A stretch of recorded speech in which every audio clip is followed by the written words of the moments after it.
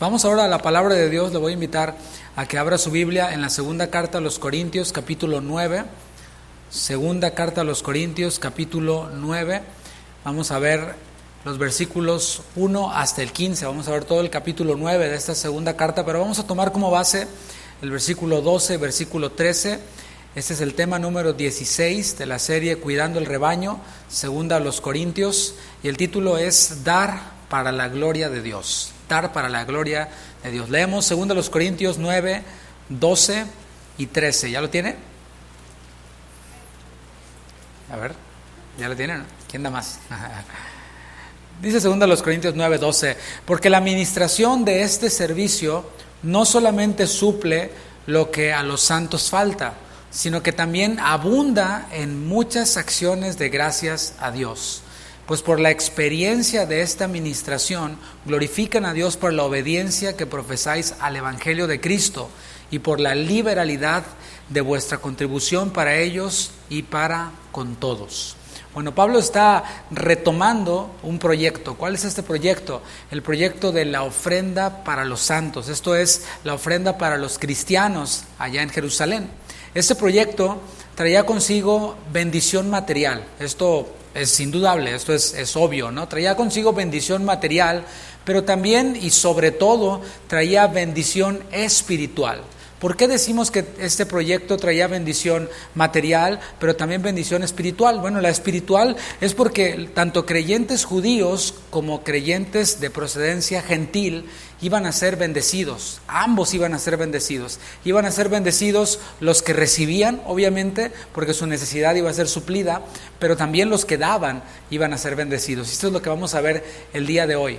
Todo proyecto que se emprenda requiere de organización. Todo lo que hacemos requiere de una organización. Y en esta enseñanza vamos a ver cómo el Señor nos ayuda a terminar de organizar esto, porque en la enseñanza anterior vimos que lo que nos mueve a nosotros, los hijos de Dios, los cristianos, es Dios.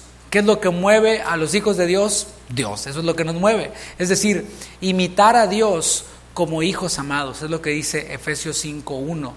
¿Cómo es Dios? Si nuestro objetivo y si lo que nos mueve es Dios, yo te pregunto, ¿cómo es Dios? ¿Qué es lo primero a tu mente cuando tú escuchas Dios, el nombre de Dios?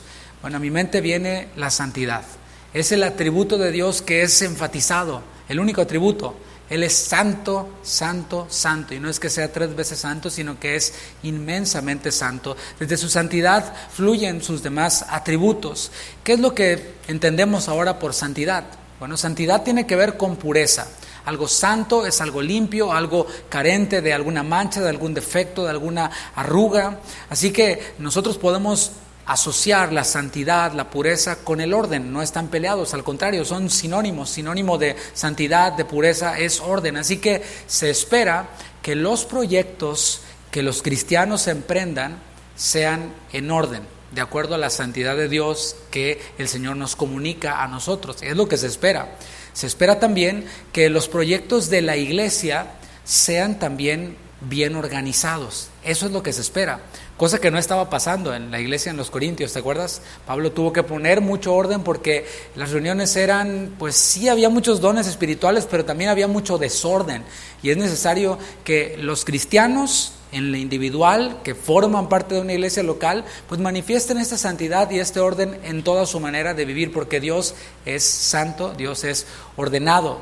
Y eso es lo que ha estado haciendo Pablo en cuanto a este tema. Desde la primera carta, capítulo 16, 1 y 4, o 1, 2, 3 y 4, ha estado organizando los detalles para que esta colecta llegue a su destino de forma intachable. Para que llegue a su destino no solo de forma intachable ante Dios, sino también delante de los hombres. Y para esto, en esta segunda carta, Pablo ha retomado este proyecto desde 2 ejemplos. ¿Cuál fue el primer ejemplo? Quizás tú lo puedas recordar. El primer ejemplo fueron los hermanos de Macedonia. Hermanos los cuales, a pesar de ser pobres, desde su pobreza, dice la palabra, que se dieron primeramente a Dios y luego a sus hermanos. Este fue el primer ejemplo que dio el apóstol Pablo en esta segunda carta, capítulo 8. Después vino el más grande ejemplo de generosidad, que es Cristo. Este proyecto, mis hermanos, que Pablo está retomando, así como todos los proyectos que nosotros realizamos en la iglesia, son proyectos espirituales.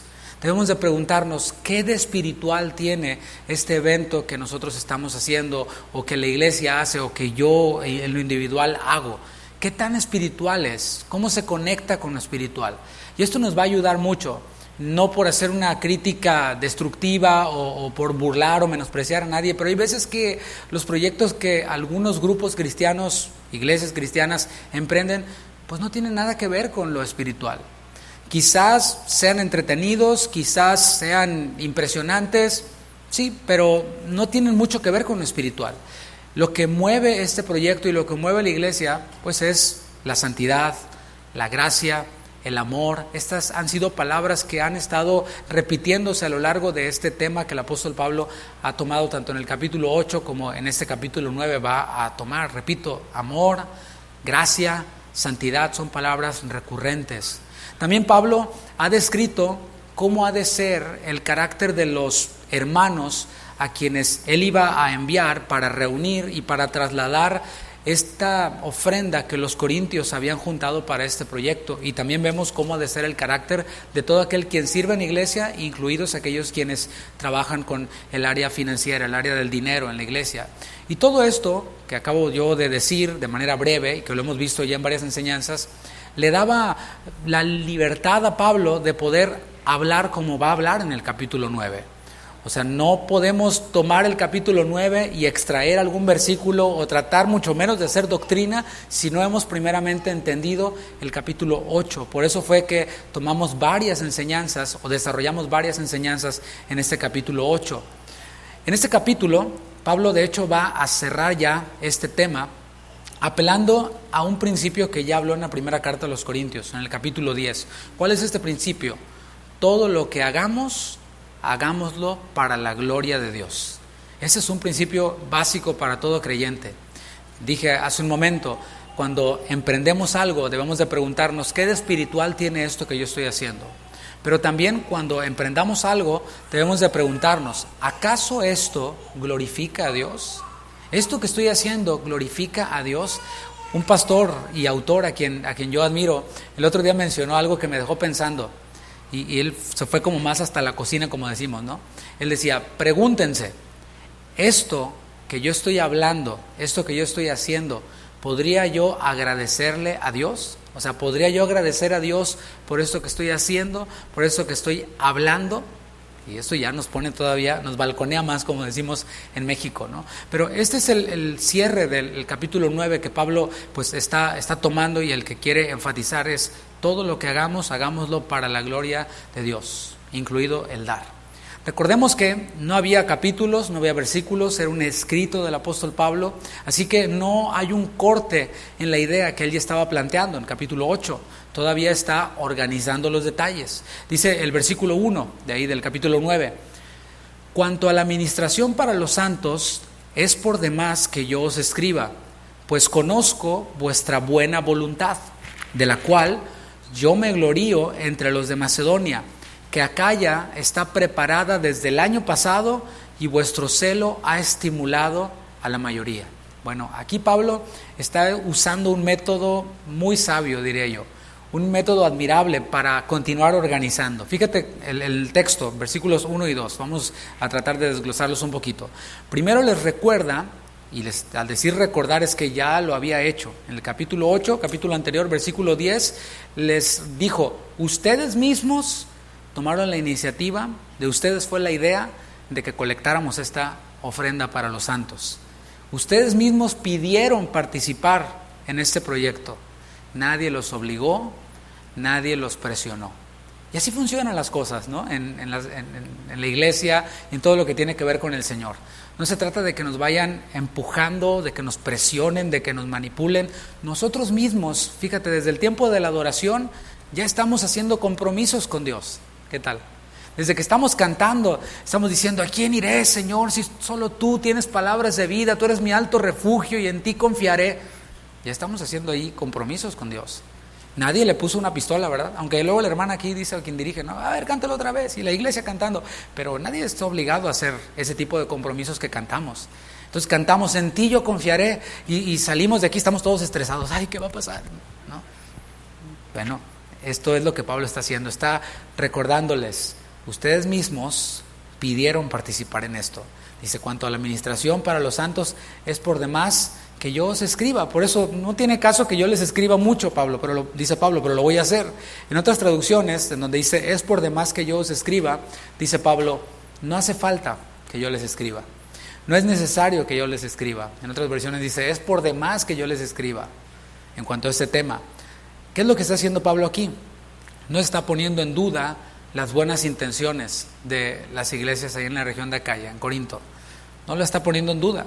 Por eso dice, me glorío entre los de Macedonia. O sea, al contrario, en vez de poner en duda su deseo de participar, dice, yo testifico con gozo a otros creyentes sobre sus buenas intenciones. Y esto habla de que guardar la unidad del Espíritu en el vínculo de la paz que hacía Pablo, incluía hablarles, por ejemplo, cuando iba con los corintios les hablaba de los de Filipos, y cuando iba con los de Filipos les hablaba de los de Colosas, y así él interconectaba. Acuérdate, en aquel tiempo no había internet, o sea, los hermanos de Acaya, de Corinto, no podían meterse al Facebook de los hermanos de Colosas o de Filipos y mandarse friend requests y seguirse y ponerse like en las fotos y comentarse, ni había grupos de Telegram, ni WhatsApp, ni nada.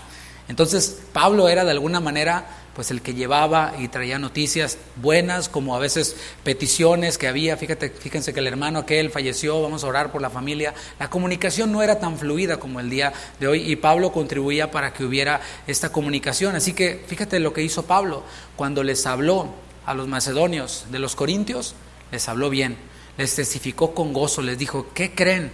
Les tengo buenas noticias. Los hermanos de Acaya, allá en Corinto, tienen las intenciones de participar. Ellos mismos tomaron la iniciativa.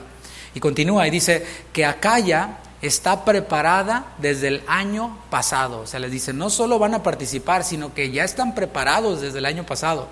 Él está dando por hecho que las buenas intenciones de los corintios venían acompañadas de preparación. Fíjate el proceso. Hay la intención, que puede ser buena, pero si no pasa de intención, pues ahí se queda atorado, ¿no? Debe de haber organización. Primero está la intención, la disposición, y luego viene la preparación. Esta palabra preparación, que está preparada, la palabra preparación es la palabra griega paraskeuazo y significa disponer. Fíjate, hay dos ejemplos que nos ilustran esta palabra paraskeuazo. Una es para preparar la comida, preparación para las amas de casa. ¿Qué tal?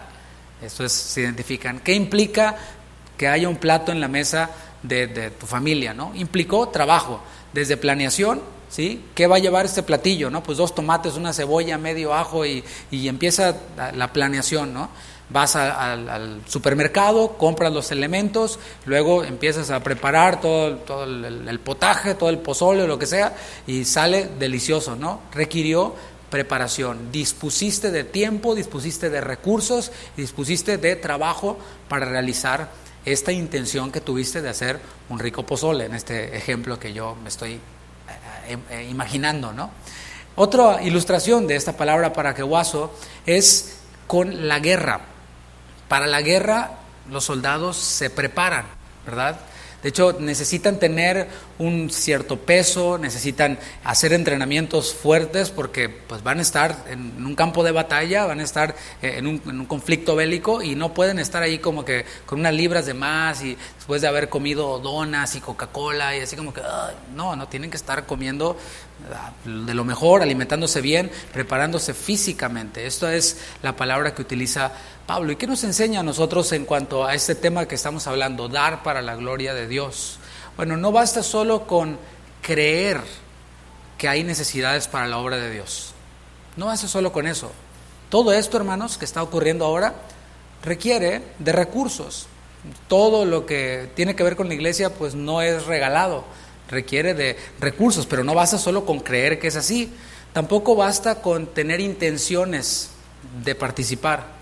Hay que prepararse para que todo esto ejemplo que yo puse.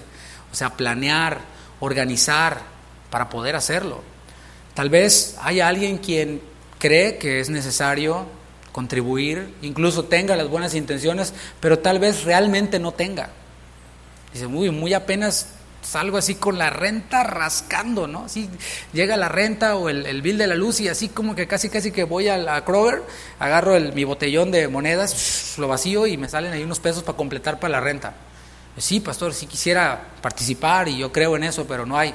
Bueno, aquí es donde entra la preparación.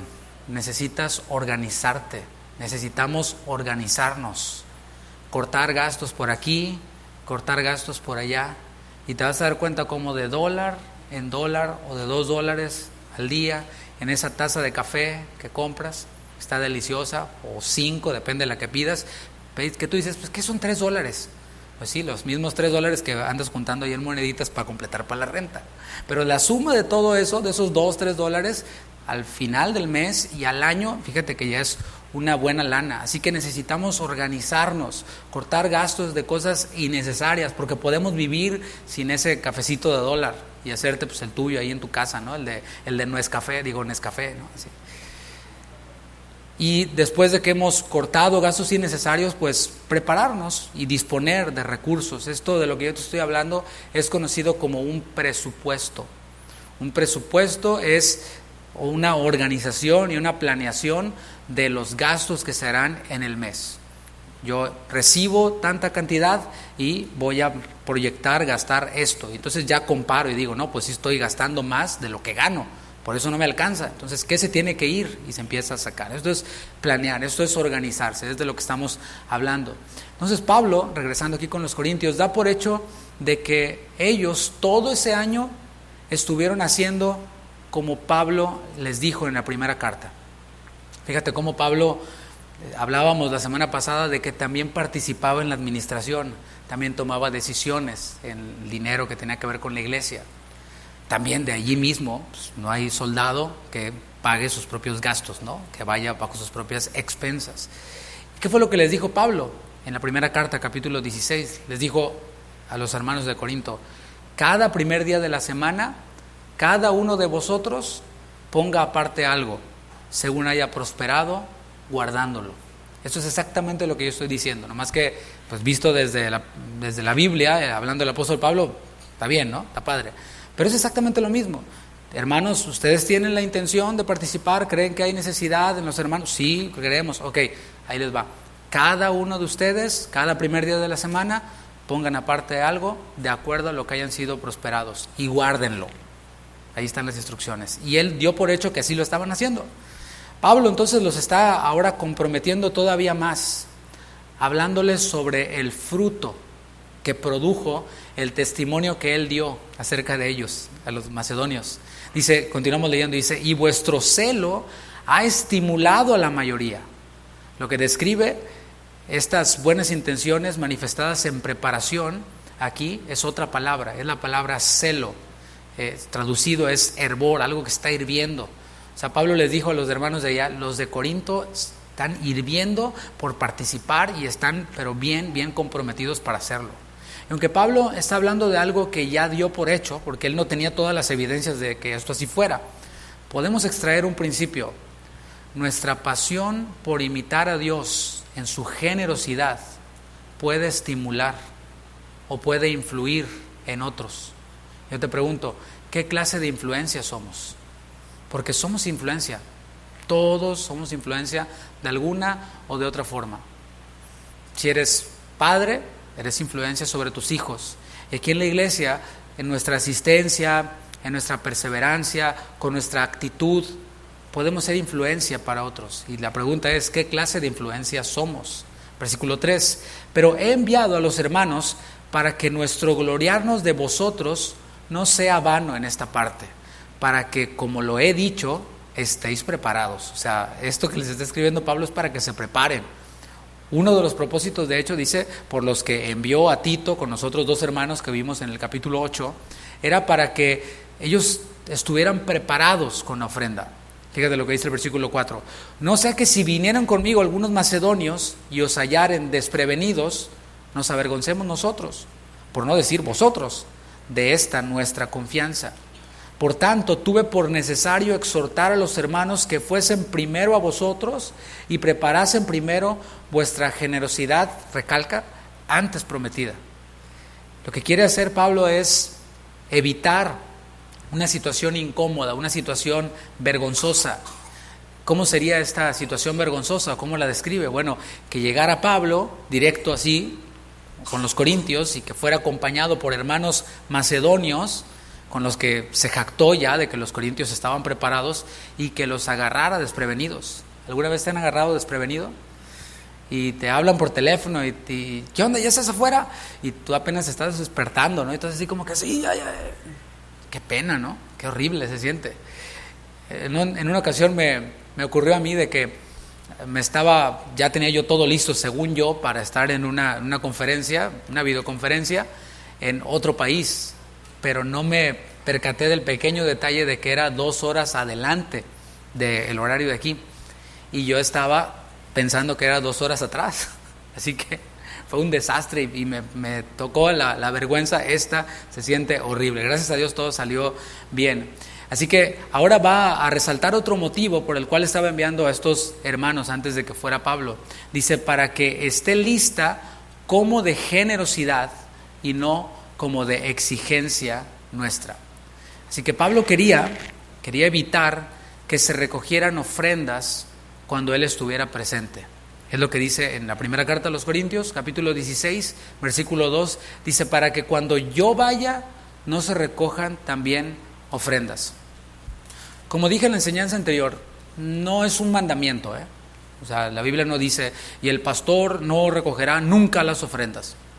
Es pecado y bajo pena de muerte lo apedrean y no dice así explícitamente, pero estamos extrayendo principios. ¿Qué principio me enseña a mí? Y yo veo aquí del apóstol Pablo, de que es buena idea que el pastor se dedique a predicar, ¿sí? Y no a estar recogiendo las ofrendas. No estoy diciendo manejando o administrando las ofrendas, como vimos la semana pasada, junto con otros hermanos, sino de estar el pastor, bueno, ahora yo voy a recoger la ofrenda, a ver hermanos, y etcétera, ¿no?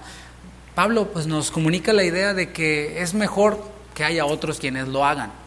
Y hay varios motivos para eso, hablando del contexto de Pablo. La ofrenda debía de ser algo que ellos ya habían preparado.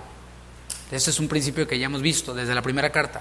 Así como nosotros preparamos nuestra ofrenda desde el momento en que recibimos nuestro cheque.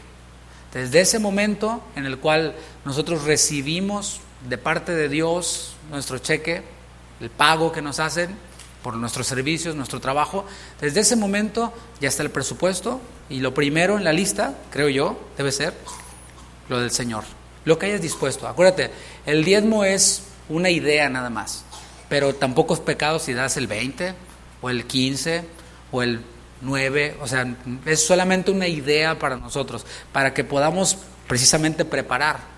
No es así de que, ya llegué a la iglesia y ¿traes para la ofrenda? No traigo, pues ahí échale un pancholar ahí, no, pero no es para que se vea como que echamos. Bueno, la ofrenda debía de ser algo que ellos ya habían preparado. Esto, mis hermanos, es ser buen administrador. Acuérdate que vimos que todos, y estamos viendo que todos somos administradores de lo que Dios nos da. Y se requiere de los administradores que cada uno sea hallado fiel, cada uno. Y esto, el separar algo desde el momento en que lo recibimos, disponer algo, pues es algo que da evidencia de que somos buenos administradores. Otro motivo por el cual Pablo no iba a ser parte del recoger él mismo la ofrenda. Bueno, y es muy simple, fíjate cómo Dios es práctico. Para aprovechar bien el tiempo, para aprovechar el tiempo para la predicación.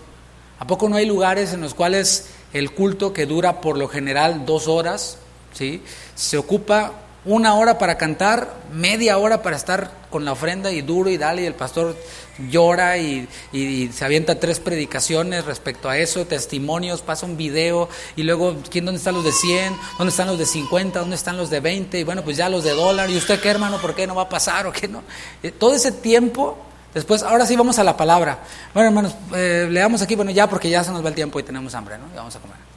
Bueno, eso es lo que está haciendo Pablo, todo lo contrario, es aprovechar el tiempo para la predicación. Ese tiempo que muchas iglesias ocupan para pedir o a veces exigir dinero, deberían de aprovecharlo para predicar la palabra. Dejaría mayor edificación a la iglesia.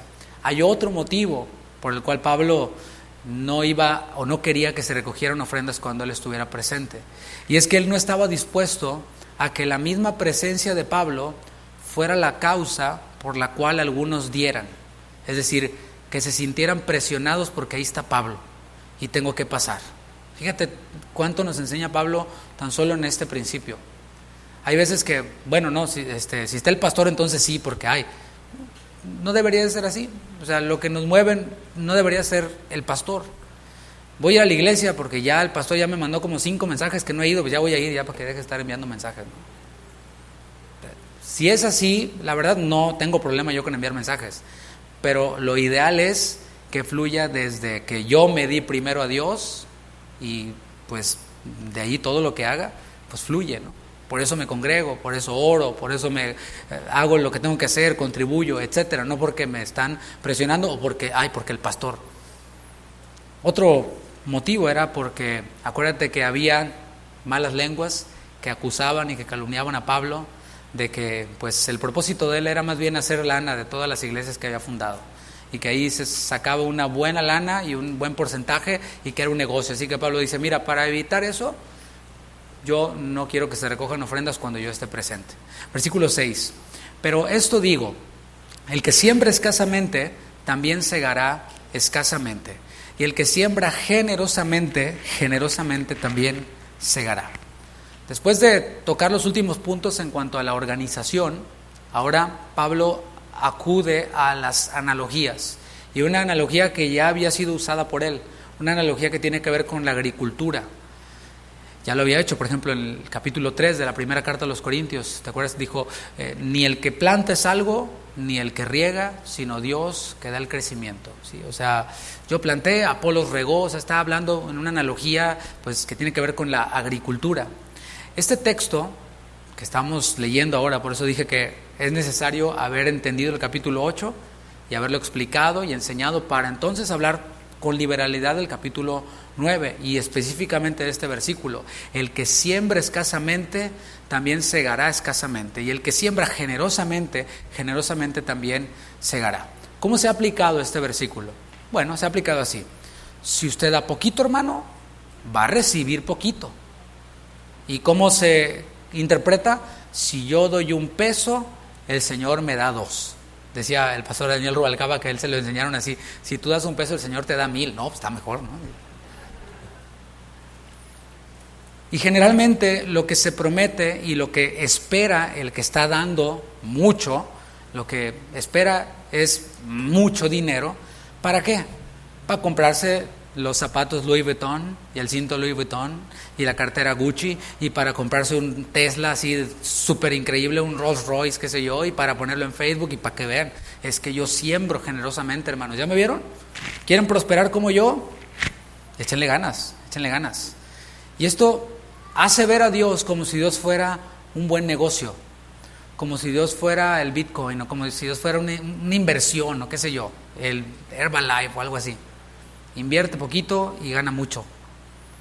Aplicar el texto de esa forma, mis hermanos, es ignorar el contexto. ¿Cuál es el contexto de lo que he estado hablando? Dense primero a Dios. El contexto de lo que he estado hablando es: nosotros somos canal de bendición. El contexto de lo que está hablando es: nosotros somos administradores de lo que hemos recibido de Dios. Ese es el contexto de lo que he estado hablando. Pero además debemos de revisar siempre el contexto de lo que rodea al texto inmediato, pero también el contexto de toda la Biblia, el contexto de lo que enseñó Jesús. ¿Qué enseñó Jesús en cuanto a esto? Lucas capítulo 6, versículos 33 al 35. Estoy hablando de la mala interpretación de enseñar que hay que dar mucho para recibir mucho, y que sea mucho dinero para que yo pueda demostrar y que vean la prosperidad, ¿no? Que se vea que me fui para el norte y que estoy pactando con Dios, ¿no? Dice Lucas 6:33: y si hacéis bien a los que os hacen bien, ¿qué mérito tenéis? Porque también los pecadores hacen lo mismo. O sea, ¿qué es lo que hacen los pecadores? Hacen bien a los que les hacen el bien. Y si prestáis a aquellos de quienes ¿qué? Esperáis recibir, ¿qué mérito tenéis? Porque también los pecadores prestan a los pecadores. O sea, es de pecadores dar esperando algo a cambio, para recibir otro tanto. Amad pues a vuestros enemigos y haced bien y prestad, ¿qué dice? No esperando de ello nada. Y será vuestro galardón grande y seréis hijos del Altísimo, porque Él es benigno para con los ingratos y malos. Fíjate bien, analiza el texto, los textos que acabamos de ver. Está diciendo, los pecadores dan esperando algo a cambio, pero luego en el versículo 35 dice, amen, presten, no esperando nada, y será vuestro galardón grande. O sea, hay otra esperanza, hay algo que sí podemos esperar, pero que no tiene que ver con lo material. La palabra entonces rechaza contundentemente la idea de dar con el interés de recibir algo a cambio. Rechaza contundentemente también la avaricia, la condena, la compara con idolatría en Colosenses 3:5. A lo que se refiere Pablo principalmente es a la naturalidad de sembrar y cosechar. Es natural que si tú siembras una semilla, pues sale una planta, ¿no? Y si siembras muchas semillas, pues salen más plantas. Es algo natural. El principal fruto del que está hablando Pablo es un fruto espiritual. ¿Tiene que ver con qué? Dijo Jesús, buscad primeramente el reino de Dios y su justicia. Y lo demás, lo material que también está allí, ¿qué? Eso es añadido, se añade. Y quiero aclarar que no estoy llevándole a ignorar o a que ignoremos que también es natural que aquel quien es generoso reciba más. Eso también es natural y lo vemos. ¿Por qué? Porque aquel quien da más recibe más y es prosperado. Eso es una realidad que no queremos ignorar. Bueno, en primer lugar, porque aquel quien da mucho, quien es generoso, por decirlo así, está demostrando que reconoce que lo que recibe no le pertenece. Esto no es mío y yo doy de lo mío. No, Señor, de lo recibido de tu mano te doy. Y si recibo mucho, pues doy mucho. Y si recibo más que mucho, pues doy más que mucho. Soy solo un canal. No es para amontonar. Recibo, guardo y doy ahí. Si me presionan, si me manipulan o si ya me veo muy comprometido. No, no es para amontonar, sino para administrarlo fielmente. Y otro motivo por el cual aquel quien es generoso recibe más es porque aquel quien es generoso está demostrando que no es avaro, sino que desea ser un canal de gracia. Así que la ley de la siembra y la cosecha tiene que ver con los dos aspectos, espiritual y material. Vamos a meditar primero en el espiritual. Lucas capítulo 14, versículos 13 al 14. Vamos a ver entonces esta ley de la siembra y la cosecha enfocado en lo más importante, que es lo espiritual. Lucas 13, 14. Está hablando Jesús y dice él a sus discípulos: mas cuando hagas banquete, llama a los pobres, los mancos, los cojos y los ciegos, y serás bienaventurado, y te gozarás y estarás alegre, porque ellos no te pueden recompensar. Otra vez Jesús está anulando esto: voy a dar para que me den, voy a hacerle un favor a este hermanito para que me haga un favor, y aunque ande mal y lo que sea, le voy a dar el avión nomás para que cuando yo necesite me dé. Dice Jesús: pero te será recompensado en la resurrección de los justos. En este sentido, sí se nos permite dar esperando recibir algo, pero en lo espiritual, en lo eterno, te será recompensado en la resurrección, en lo eterno. Por ejemplo, hermanos, para que dimensionemos cómo lo que nosotros contribuimos va más allá de lo material, cuando lo hacemos con el corazón correcto. Cuando nosotros damos, y me cuento yo porque el pastor también ofrenda, también diezma, entonces damos nosotros, se administra el dinero, se cubren las necesidades, pero también nosotros como iglesia tenemos el principio de separar una parte, ya está dentro de nuestro presupuesto, separar una parte conforme hayamos prosperado para enviar a un fondo misionero.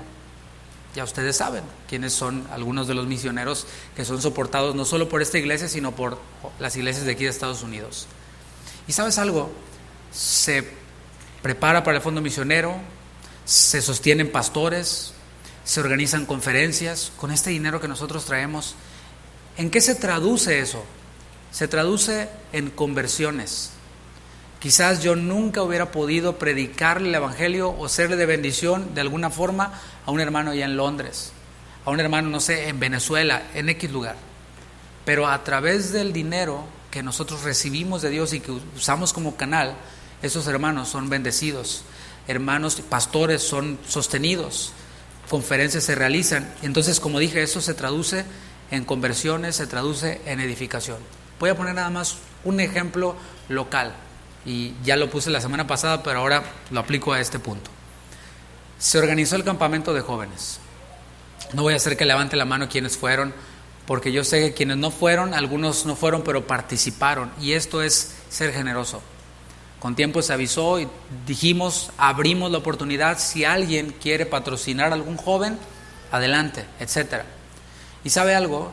Mañana vamos a tener bautizos. Si tú ves la cantidad de personas que se van a bautizar, ¿sabes qué? Casi el 99%, el 90% son jóvenes que fueron al campamento. No hicimos los bautizos ahí en el campamento, ¿sabes por qué?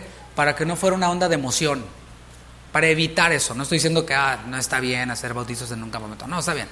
Pero quisimos evitarlo para que no fuera una onda de emoción y esperar a que pasen unas semanitas, que tomen su clase de bautismo y que lo hagan conscientes. Y mañana varios jóvenes, casi todos los que se van a bautizar, estuvieron ahí en el campamento.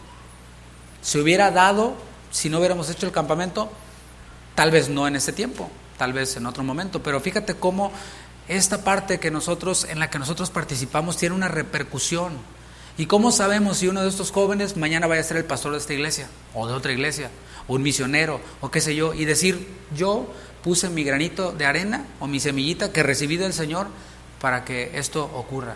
Y estos impacten a más vidas y a más vidas, y cuando lleguemos a estar en gloria con el Señor, se acerque a alguien y te diga, oye, ¿qué crees? Muchas gracias por lo que aportaste, porque gracias a eso, pues alguien pudo estar en mi país, en mi ciudad, y predicarme el evangelio y discipularme, y hoy yo estoy aquí. Fíjate cómo tiene un impacto en la eternidad. ¿No te gustaría cosechar eso en la eternidad? Bueno, pues si siembras más, tienes más posibilidades de que haya más cosecha en lo espiritual. Versículo 7.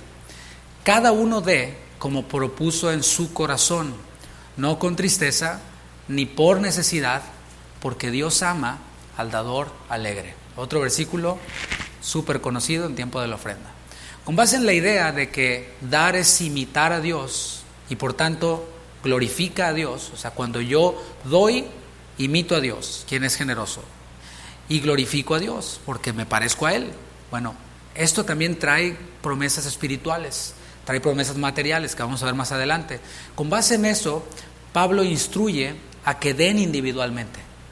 O sea, si la cosecha va a ser individual, entonces Pablo está diciéndoles, bueno, cada uno, no lo hagan por, bueno, pues ya acá mi primo dio o mi papá dio. No, joven, si tú recibes algo, por eso nosotros aún los días de reunión de jóvenes dejamos aquí la canastita para que los jóvenes, si han recibido algo y no lo dieron en la reunión general, lo puedan dar en la reunión de jóvenes. No les impedimos eso, tampoco se les exige y se les está enseñando ahora.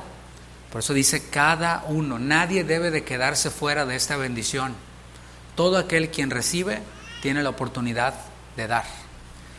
Ahora, otro principio es que nosotros los hijos de Dios no damos desde nuestra cartera, no damos desde nuestra cuenta de banco, no, damos desde nuestro corazón. Por eso dice, cada uno dé como propuso en su corazón. El corazón, hemos aprendido, es el centro del hombre.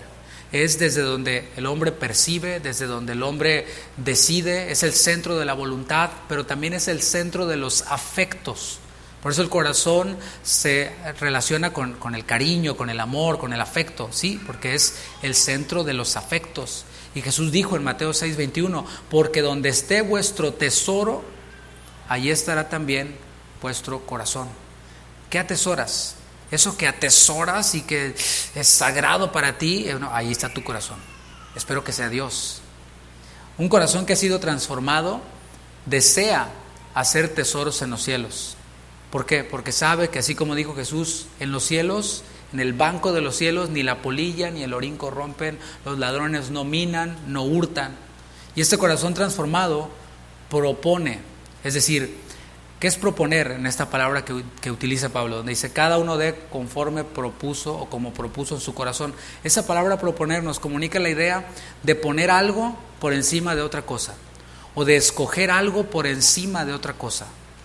Y aquel quien ha sido transformado en su corazón decide poner por encima de lo material lo espiritual, lo que traerá un beneficio eterno por encima del beneficio temporal. ¿Estar en viernes en el cine es pecado? No. Pero ¿qué beneficio te va a traer ver la película de los Avengers? ¿O cuál está ahorita? La Space Jam. Bien que se la saben. Te vas a entretener, te vas a divertir. Si te gusta el básquetbol, sobre todo, y las caricaturas. Está bien, no tiene nada de malo. Pero un corazón que ha sido transformado pone por encima de Space Jam o de la película que sea la reunión, porque sabe que eso le va a traer un beneficio espiritual.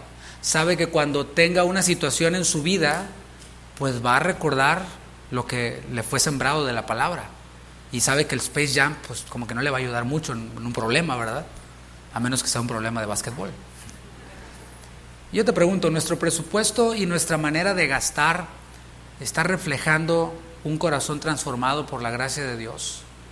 Nuestro presupuesto y nuestra manera de gastar están reflejando un deseo por los tesoros celestiales. Porque si yo pregunto aquí, ¿cuántos quieren tesoros celestiales? Todos van a decir, sí, amén, aleluya. Bueno, ¿lo refleja nuestro presupuesto? ¿Lo refleja nuestra manera de gastar? ¿Qué ponemos por encima de lo espiritual? Si damos desde nuestro nuevo corazón, o sea, todo enfocado en lo espiritual, no va a haber lamento. Por eso dice Pablo, no con tristeza. Fíjate esta ilustración. Imagínate a un sembrador que sale a sembrar y que tira las semillas y se pone triste y dice, ay, ya no tengo esas semillas, estoy perdiendo semillas, ya perdí más semillas. Y camina, ay, más semillas. Imagínate, no tiene sentido, ¿verdad? Porque sabe el sembrador que no es una pérdida, sabe que es una inversión, que va a recoger fruto de allí. Pero el énfasis, mis hermanos, en la preparación, desde el momento en el que nosotros estamos a solas, o sea, estoy hablando de la preparación para dar, desde el momento en el que nosotros recibimos ese direct deposit o ese cheque o como te llegue el cash, como sea, y disponemos una parte, desde ese momento podemos examinar cómo lo estoy separando. ¿Me duele decir, ay, va una comida en los chinos? Oye, vieja, ¿y no puede ser un poquito menos? ¿Es así? ¿Me duele separar una parte de lo que recibo? Bueno, si es así, hay que orar al Señor. Y hay que recordar los principios de estos 2 capítulos que hemos visto. Y apelar a nuestro nuevo corazón y decirle, Señor, quiero ser como tú, como decía aquella canción ochentera, ¿no? Quiero ser como tú, quiero ser un reflejo de tu amor. ¿Te acuerdas? Qué bonita canción. Quiero parecerme a ti en generosidad, Señor, y dar, y no hacerlo por necesidad. Por eso dice, no con tristeza ni por necesidad, porque tengo que dar. Pues ni modo, ya es hora, hay que dar, ni modo. Por obligación, pues, ni modo, si no Dios no me va a bendecir. Eso es dar esperando algo a cambio. En este lugar, mis hermanos, en esta congregación, no se obliga, no se presiona a nadie, mucho menos se fiscaliza a los miembros, como que a ver, el hermanito, ¿cuántos? Ya lleva 3 cheques al hilo que no diezma y que no ofrenda, vayan y búsquenlo. El IRS celestial, vaya y búsquelo allá, ¿no? Y mándele una carta, hermano, va usted a perder la membresía porque no ha diezmado. No, nosotros ni nos enteramos, ni ponemos atención en ese asunto. Podemos llegar a enterarnos, pero no, en realidad no nos interesa este asunto, o que diga alguien aquí cuando alguien le ha preguntado si diezma. Bueno, a mí sí me han preguntado, a mí sí. Pero de ahí, fuera de mí, ¿a quién le han preguntado? ¿Y usted diezma, hermano? ¿O usted ofrenda? No hacemos, no acostumbramos esto. Hay lugares, incluso hasta, y yo he estado allí, en donde se publica, hay un board en donde se publica quién da y cuánto da. ¿Qué tal? En ese caso, pues se corre un riesgo. Se corre el riesgo de dar por necesidad, porque si no damos, ahí va a aparecer la familia Pérez 0. Qué oso, ¿no? No, mejor sí da. Y luego viene la otra parte, ¿no? El otro extremo, ¿no? Y la familia Gutiérrez ya no está ganando, no, hay que echarle más. Cálmate, Ananías y Zafira, ¿no? Se debe de dar, dijo Jesús, sin tocar trompeta. ¿Has visto un video de ahí de un hermanito que se pone a bailar cuando va a pasar a dar la ofrenda? ¿Sí lo has visto? Hasta saca sus pasitos aquí bien increíbles, ¿no? Bueno, Jesús dijo, cuando den, no hagan esas payasadas, no pasen tocando trompeta, ni bailando, ni nada. Vayan y den con alegría. Hay una promesa más para aquel quien da desde ese nuevo corazón. Dice el apóstol Pablo, porque Dios ama al dador alegre. Ahí está la promesa. ¿Cuál es esta promesa? La promesa de ser amados por Dios. Y decía yo el domingo que hay muchas canciones que hablan de esto, ¿no? Que Dios me ama y que Dios me quiere hacer feliz y que Dios conmigo y etcétera. Bueno, aquí está la promesa de ser amados por Dios. Juan 14:23 dice, el que me ama, mi palabra guardará. ¿Usted cree que esto que estamos leyendo en 2 Corintios 9 es palabra de Dios? No lo oí. Va de nuevo. ¿Usted cree que esto que estamos leyendo es palabra de Dios? Bueno, ok, ya está. Cada uno dé conforme propuso en su corazón, no con tristeza ni por necesidad, porque Dios ama al dador alegre. Dice Jesús, el que me ama, mi palabra guardará. Esto. Y, por consecuencia, mi Padre le amará. Y vendremos a Él y haremos morada con Él. Vimos en la primera enseñanza de esta sección, de esta parte de que está hablando Pablo, que amar es dar. Dar es imitar a Dios. Dar y amar es obedecer a Dios. ¿Qué trae eso? Lo que trae es gozo. El gozo de saber que somos amados por Dios. Ahora, no quiere decir que el que no da, Dios no le ama. O sea, no lo veamos del otro lado. Hay promesas que tienen un lado nada más. O sea, aquí no dice, el que no da, Dios no lo ama.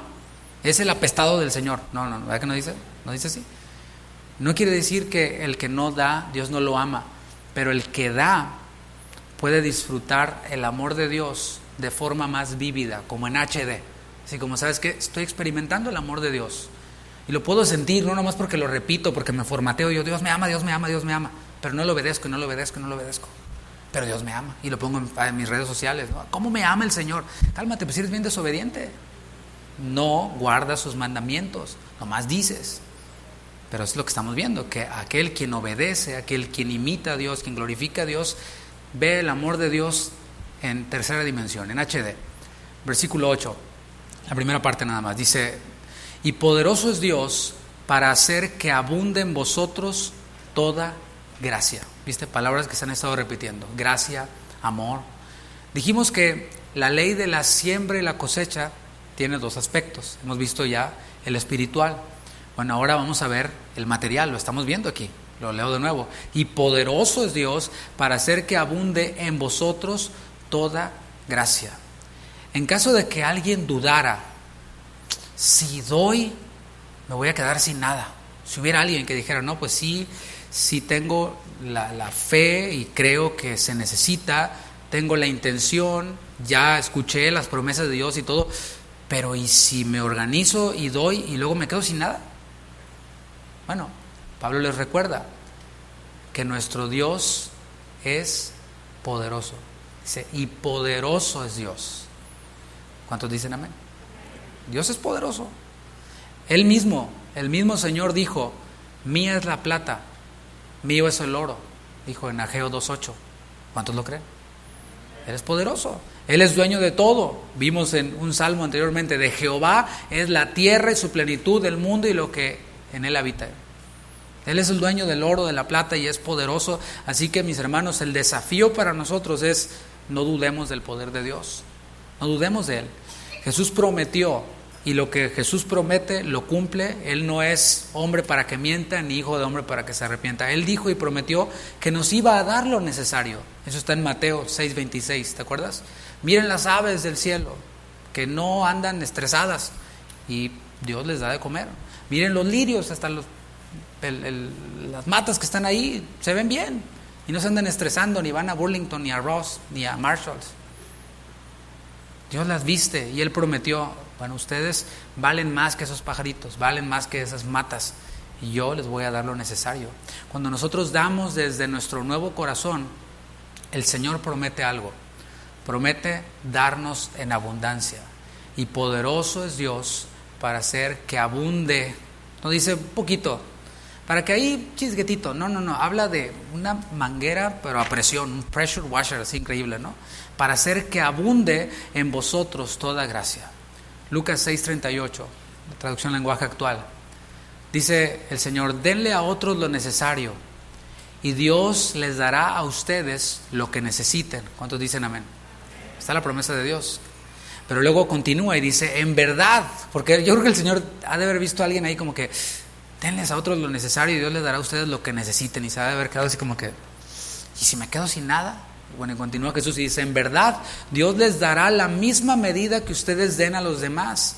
Si dan trigo, recibirán una bolsa de trigo bien apretada y repleta sin que tengan que ir a buscarla. Es palabra de Dios, ¿sí? Es palabra de Dios, está ahí, el Señor Jesús lo dijo. Y aquí es en donde viene el motivo por el cual Dios le da mucho al que siembra mucho. Dice en la segunda parte del versículo 8 y segunda de los Corintios 9, a fin de que, ahí está el porqué, teniendo siempre en todas las cosas todo lo suficiente, abundéis para toda buena obra.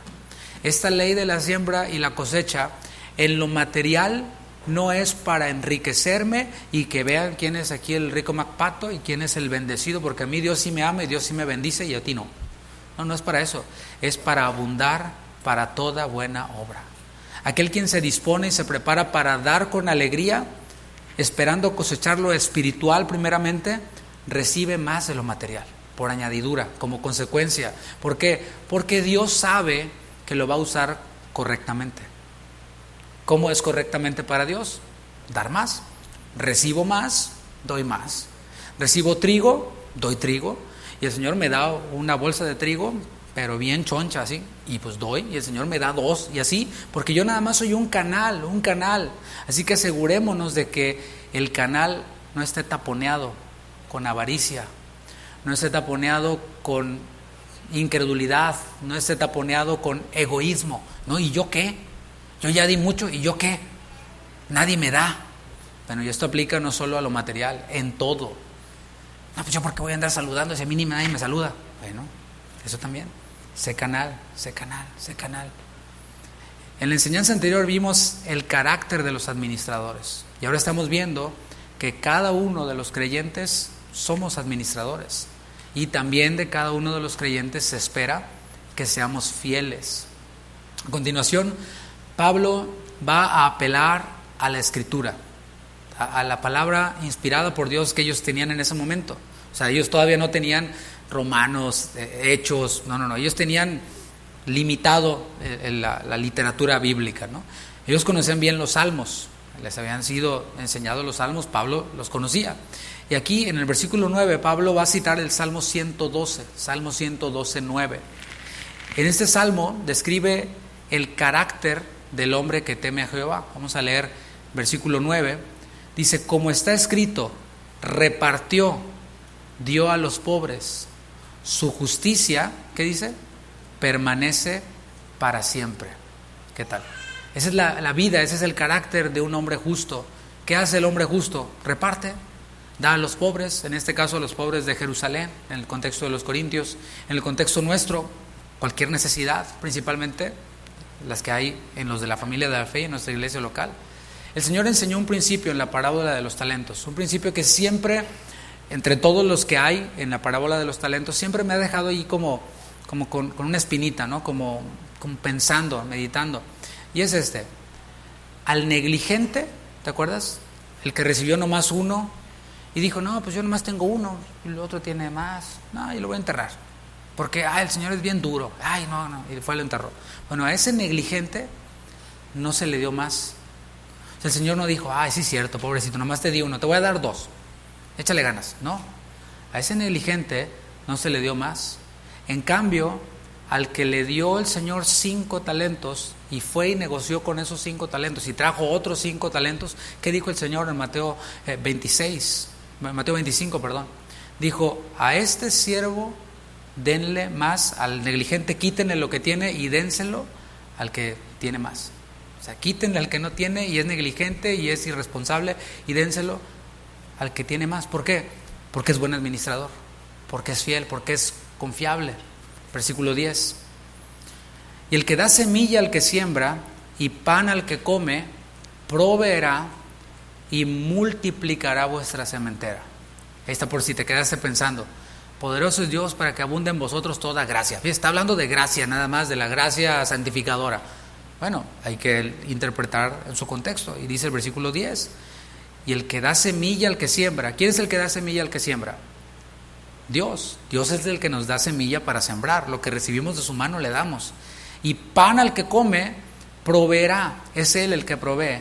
Y multiplicará. Es Él el que multiplica vuestra sementera, para que quede más claro. ¿Qué es la sementera? En donde se almacenan las semillas, en donde se guardan las semillas. Pero continúa y dice, y aumentará los frutos de vuestra justicia. Ahí está hablando, sí, de lo espiritual. Dar es parte de nuestra santificación. A ver, piensa en esa idea. Dar es parte de nuestra santificación. ¿Sabes por qué? Porque aniquila el egoísmo. Dios no es egoísta, ¿verdad? Y Dios no quiere que seamos egoístas. Entonces la cura para el egoísmo es la generosidad. Por esto digo que dar es parte de nuestra santificación. Versículo 11, para que estéis enriquecidos en todo para toda liberalidad. ¿Qué tal? Una vez más les recuerda que el Señor es poderoso. ¿Para qué? Para enriquecerlos. Fíjate nuevamente, versículo 10. El que da semilla al que siembra y pan al que come, multiplicará vuestra sementera. Poderoso es Dios para hacer que abunde en vosotros. Y ahora, ¿qué dice? Para que estéis enriquecidos en todo, para toda liberalidad. Nos recuerda entonces que el propósito de esta multiplicación, el propósito de este enriquecimiento, de esta riqueza, es para dar con liberalidad. Y esta palabra liberalidad es la palabra haplotes y significa, fíjate, corazón sincero. Es lo que significa generosidad, haplotes en griego, corazón sincero. La acción de dar desde un corazón generoso, desde un corazón sincero, tiene un efecto en otros. No nada más es en nosotros. Sí, ok, ahí me quedo. Yo recibo de Dios, doy generosamente y el Señor me da más, para que dé más. Y así. Pero sabes que esa acción tiene un efecto en otros. Dice, la cual produce por medio de nosotros acción de gracias a Dios. ¿Cuál es el fruto que produce? Gratitud. Todos quienes participan, tanto los que dan como los que reciben, dan gracias a Dios. ¿Tú das gracias a Dios cuando ofrendas? Sí. Creo que hay que dar gracias a Dios. Hay que dar, y cuando hacemos cuentas y decimos, ¿sabes qué? Ay, estoy dando más del diezmo. No, recórtale. No, es pecado dar más del diezmo, ¿no? No es una buena idea, no es una buena actitud. Pero cuando damos y decimos, gracias Señor, porque has sido fiel, porque has provisto mis necesidades y me has dado un poco más para que yo sea generoso, para que sea un canal de bendición. Gracias Señor. Damos gracias porque nos da esta oportunidad de servirle a Él, de servir a los hermanos. Versículo 12, porque la administración de este servicio no solamente suple lo que a los santos falta, sino que también abunda en muchas acciones de gracias a Dios, más generosidad. Obviamente esta ofrenda iba a aliviar la necesidad real, física, de los hermanos que estaban en crisis, eso era obvio, pero además iba a producir fruto de alabanza y más gratitud. Por eso dice, abunda en muchas acciones de gracias a Dios. ¿Qué tal? Cobra más sentido este capítulo, ¿no? Después de haber visto el capítulo 8. Cobra más sentido porque sí habla de abundancia, sí habla de multiplicación, sí habla de riqueza y otra vez, sí abunda en muchas acciones de gracias. Los siguientes versículos nos ayudan a enfocarnos en el propósito de dar, que es el título del mensaje. Es glorificarle a Él. Todo lo que hagan, háganlo para la gloria de Dios. Ya había mencionado que administrar, dijo, esta ofrenda abundante que nosotros administramos es para gloria de Dios, había dicho Pablo. Versículo 13, pues por la experiencia de esta ministración, o sea, de esta latreia, de este servicio, glorifican a Dios. ¿Por qué? Por la obediencia que profesáis al Evangelio de Cristo y por la liberalidad de vuestra contribución para ellos y para todos. Déjame te explico rápidamente este texto. Así como en el libro de los Hechos hubo unos fieles de la circuncisión que en el capítulo 10 que estaban atónitos porque el Espíritu Santo también se derramó sobre los gentiles, ese es el mismo efecto que estaba buscando Pablo. O sea, cuando fue a la casa de Cornelio, el apóstol Pedro, y vio que el Espíritu Santo se derramaba sobre los gentiles, o sea, vinieron con él testigos, estaban estos acompañantes de Pedro que fueron a ver para creer, estaban atónitos y estaban maravillados. Entonces el Espíritu Santo también se derrama sobre los gentiles. ¿Por qué? Porque ellos no creían así. Era difícil para ellos percibir que sobre los gentiles, es decir, sobre los no judíos, sin haber pasado por el proceso de proselitismo y todo este proceso de circuncisión y todo, pudieran recibir al Mesías y pudieran recibir la salvación. Eso es lo que estaba buscando el apóstol Pablo. El propósito era que los creyentes de procedencia judía glorificaran a Dios por la obra de Dios en los gentiles. No, si es de veras. Los gentiles también se están salvando. Y no solo eso, están imitando a Dios. Y no solo eso, hasta nos están mandando esta ofrenda a nosotros para suplir nuestras necesidades. En verdad, los gentiles, obedecen a Dios. Gloria a Dios, gracias a Dios. Y eso, ¿sabes qué iba a traer? Iba a traer unidad entre el pueblo gentil de creyentes y el pueblo judío de creyentes. Y eso, mis hermanos, que la unidad engrandece a Dios.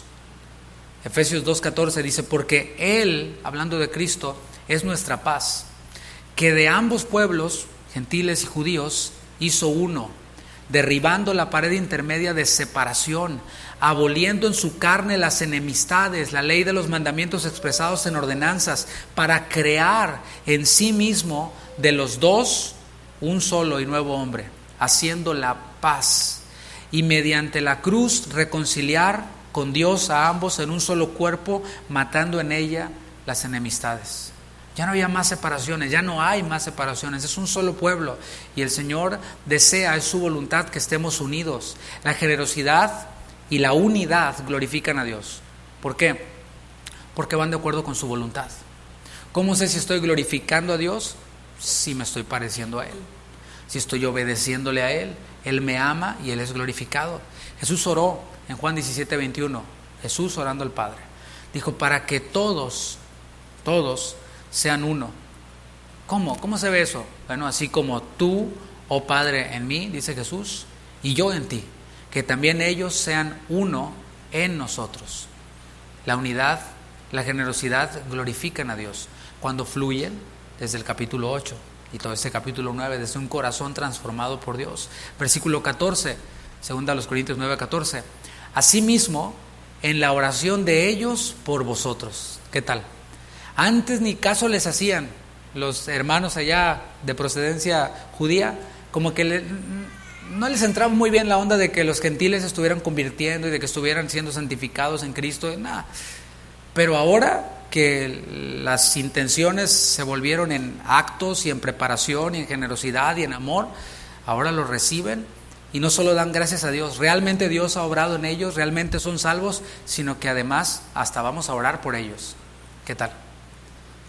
Se iba a devolver entonces de parte de los judíos en oraciones. Nosotros demostramos nuestro amor los unos por los otros, ¿sabes cómo? Dando, pero también orando. ¿Estamos incluidos en tus oraciones nosotros? Tú sí estás en las nuestras. Pero espero que también tus hermanos que están ahí, a ver, voltea tantito, voltea hacia atrás, voltea a tus lados, bueno, ahí está. Ahí hay mucho por qué orar. Ay, pastor, es que yo nomás 5 minutos y ya me canso. Te voy a pasar mi listita luego, hermano, para que se te va a ir el tiempo ahí. Pero esa es una manera de demostrar el amor, orando los unos por los otros, supliendo las necesidades. Esta ofrenda, dice Pablo, era superabundante. Dice, a causa de la superabundante gracia de Dios en vosotros. Así era esta ofrenda. Es la palabra hyperbalo. Es algo que sobrepasa los límites. ¿Te fijas? ¿Cómo no había? No, a ver, ¿cuánto por ciento voy a dar? No, esto sobrepasa los límites. No había un cuadro que les limitara. No, superabundante. Pero aclara que esta abundancia no provenía de ellos, sino ¿de quién? De Dios, quien por gracia les había dado. No olvidemos esto. Lo que recibimos es de parte de Dios. Eso lo tenemos claro. Pero no es porque lo merezcamos. No es porque seamos muy buenos en lo que hacemos. No es porque... No. ¿Sabes qué es lo que nosotros merecemos? El infierno. Es la verdad. Eso es lo que merecemos. Si se trata de merecer, merecemos el infierno. Pero por gracia sois salvos por medio de la fe. Y esto no de vosotros, es un don de Dios, es un regalo de Dios. La salvación no la merecíamos. ¿Qué nos hace pensar que los bienes materiales los merezcamos? No, es por su gracia que Él nos da. Y cantábamos hace rato en 1 de Crónicas 29:14, Salomón orando en la dedicación del templo y diciendo, porque ¿quién soy yo? ¿Quién está hablando? Salomón. O sea, si vamos a hablar de alguien con lana, con mucha plata, con mucho dinero, como le llaman en tu país, era Salomón, el hijo del rey David, y quien heredó ya todo lo que él tenía. Yo creo que él sí lo decía con conocimiento de causa, porque él no trabajó para eso. El que juntó todos los materiales y todo fue David, pero no podía construir el templo porque había derramado mucha sangre. Si no, pregúntale a Goliat, ¿verdad? Entonces no podía él entregarlo, así que viene su hijo Salomón y él es el que dedica el templo. Y él sí tenía dinero, él sí, pues léete Eclesiastés para que veas, ¿no? Y dice Salomón, porque ¿quién soy yo? ¿Y quién es mi pueblo? Ay, sí, el pueblo de Dios. ¿Quiénes son? No, ¿quiénes somos? El estándar es Dios, ¿eh? Está Dios y luego, ¿quién soy yo? Cuando andemos así como que batallando con la autoestima, por lo general siempre se va para arriba. Pensemos en Dios y ahí nos ubica. No, pues, ¿quién soy? No soy nadie. ¿Quién es mi pueblo? Para que pudiésemos ofrecer voluntariamente cosas semejantes. Y nos da este principio, pues todo es tuyo y de lo recibido de tu mano te damos. Eso dijo Salomón. Conclusión, versículo 15 de 2 Corintios 9. Así concluye y cierra Pablo este capítulo y este tema, porque va a pasar o va a regresar a un tema que ya había estado tocando. Dice Pablo, gracias a Dios por su don inefable. ¿A qué don se refiere? Principalmente al don de la salvación. Este don de la salvación lo describe aquí como inefable. ¿Qué es algo inefable? Es algo indescriptible. Sabes que dentro del estudio de la teología hay secciones, ¿no? Está la sección de la soteriología, que es el estudio de la salvación. Y hay quienes aseguran conocerlo todo acerca de la salvación y saben puntos por puntos y se creen eruditos en cuanto a este tema, pero ¿sabes algo? Pablo, yo creo que nadie le llegamos ni a los talones, describe este don de Dios, el don de la salvación, el don de la vida eterna, el don de Dios, dice que es indescriptible, es inefable. Así que yo no me animo a decir que lo sé todo. He experimentado la vida eterna, pero ¿cómo es punto por punto? Pablo dijo, oh profundidad de la riqueza, de la sabiduría y de la ciencia, cuán insondables otra vez son tus caminos, inescrutable todo esto, Señor. En otras palabras, Pablo dijo, no, ya, tuyo, Señor, es todo. Tuyo, gloria a ti, yo te alabo. Aleluya, amén. Y ahí se quedó. Este don es indescriptible. Desde su obra de gracia en nuestros corazones fluye el querer como el hacer por su buena voluntad. En este caso, el dar para su gloria. Esto es lo que la palabra de Dios nos enseña aquí. Le invito a que se ponga de pie. Y vamos a finalizar. No me gustaría terminar sin antes traer a nuestra atención un punto muy importante, y es que es probable que no hayamos dimensionado, que hay alguien aquí que no ha dimensionado este don inefable. Y no estoy tratando de menospreciar a nadie ni de ofender a nadie, por favor no me malinterprete, pero a veces nuestras acciones manifiestan que la salvación es poca cosa. A veces mis decisiones, a veces mi conducta, mi manera de vivir, demuestra que hay cosas más importantes que ocuparme de mi salvación con temor y temblor, como dice la palabra. Bueno, es probable que, tal vez, es probable que realmente no hayas experimentado esa salvación. Porque aquel quien ve lo que Cristo hizo, lo compara con una perla de gran precio. Y dice, yo voy a venderlo todo por eso. Ocuparnos de nuestra salvación con temor y temblor tiene que ver con eso. Tiene que ver con hacer algo. Tiene que ver con organizar prioridades. Tiene que ver con organizar agenda, organizar presupuesto, organizar nuestra vida por completo. Así que mi llamado es por si hay alguien aquí quien quizás no está seguro de que sea hijo de Dios y quiere decirle al Señor, Señor, perdona mis pecados, perdona mi egoísmo, perdona esta naturaleza que hay en mí. Y te invito, Señor, a que tomes el timón de mi vida, a que tomes, Señor, este volante de mi vida, después de haber perdonado mis pecados, y que realmente seas tú guiándome. Quiero seguirte, quiero imitarte, quiero ser tu discípulo, pero, Señor, necesito que perdones mis pecados. Y el Señor es fiel y justo para perdonarte. Quizás ese sea tu caso, o quizás tu caso sea simplemente que te has desviado del Señor, que has tomado otras decisiones por encima de las decisiones que tienen un impacto en lo eterno. ¿Tú sabes cuáles son? Bueno, si es así, el llamado sigue siendo el mismo. Arrepiéntete. Vuelve a hacer las primeras obras. Dile, Señor, perdóname. Tú lo diste todo por mí.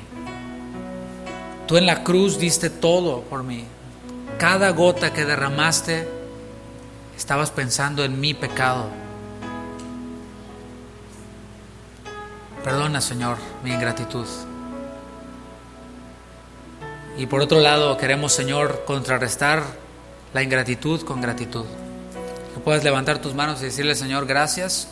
Gracias por lo que recibimos de ti, siendo lo más grande que hemos recibido, el don de la vida eterna. Gracias, Señor. Gracias por dar tu vida en la cruz, en rescate por mí y morir en mi lugar. Gracias, Señor, por que suples nuestras necesidades. Gracias porque nos das, Señor, la vida, el aliento, y haces salir tu sol sobre justos, sobre injustos. Hoy, Señor, voy a responder a tu palabra y a ordenar mis prioridades. Seré un buen administrador de lo que tú me has dado. Viviré con mis ojos puestos en las cosas de arriba, sabiendo, Señor, que tú depositas más confianza en aquel quien es fiel. Tú depositas más recursos en aquel quien es fiel. Y que, Señor, desde aquí cada uno de nosotros nos sumemos y que podamos no solamente orar los unos por los otros, sino también suplir las necesidades los unos de los otros. Gracias, Señor. Gracias por tu palabra. Gracias, Señor.